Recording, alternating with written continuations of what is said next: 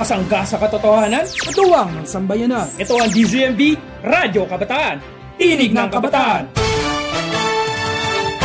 Magandang araw, kabataan. Ako si Aldrin Carlos. Ako naman si CJ Balbalosa. Nagbabalita mula sa DZMB, Radyo Kabataan, Tinig ng Kabataan. Sa sentro ng mga pinakabagong balita, school uniform sa trade, mandatory na. Pagkilala 2024, idinaw sa Bistang Bataan. BTN pop artist nagpasiklab sa Porsche Day 2024. Nandito si Aldrin Carlos para sa ibang impormasyon. Isang linggo mula na magsimula ang unang semestre ng akademiko, inilabas ang memorandum sa mandatoryang pagsuot ng uniforme ng mga estudyante sa trade noong ika-16 ng Agosto. Samot-saring reaksyon at opinyon ng umani mula sa mga estudyante dahil sa biglaang pagpapatupad sa nasabing patakaran. Dahilan para sa kawalan ng oras ng mga estudyanteng bumili ng kanilang uniforme ngayong nagsimula na ang akademiko. Ito ang Radyo Kabataan, Tinig ng Kabataan!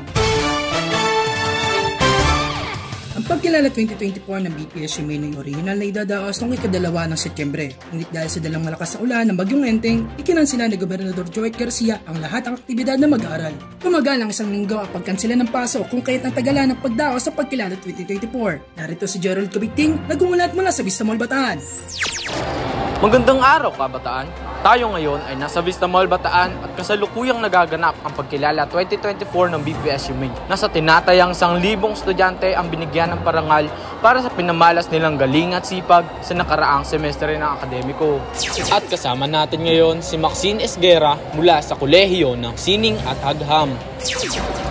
Magandang araw, kabataan! Ano ang iyong saloobin tungkol sa nangyaring pagkansela sa pagkilala noong nakaraang linggo?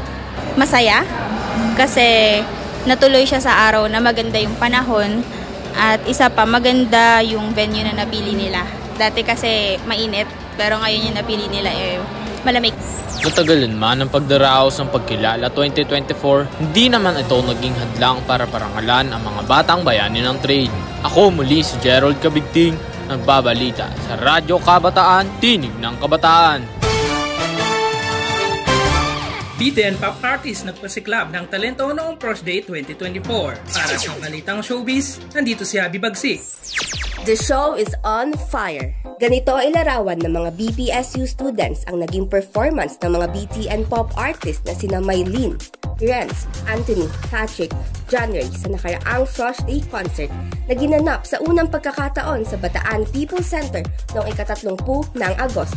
Labis na pinatalon at pinasaya ng BTN pop artists ang BPC nang katahin nila ang mga kanta ng P-pop girl group na BINI. Ako si Abby Bagsik, chika ko ay puno ng siksik. Ito ang Showbiz Balita.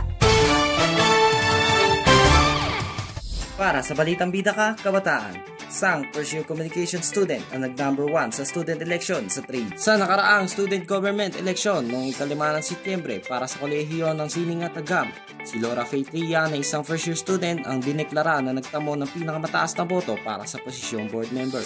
Ayon kay Tria, hindi niya inakala makukuha niya ang unang posisyon gayong ito ang unang beses na siya ay tumakbo sa kolehiyo. Ako si Jasper Bernardo, nagbabalita sa mga bidang kabataan sa Bataan. At dyan nagtatapos ang balitang kasangga mo sa katotohanan.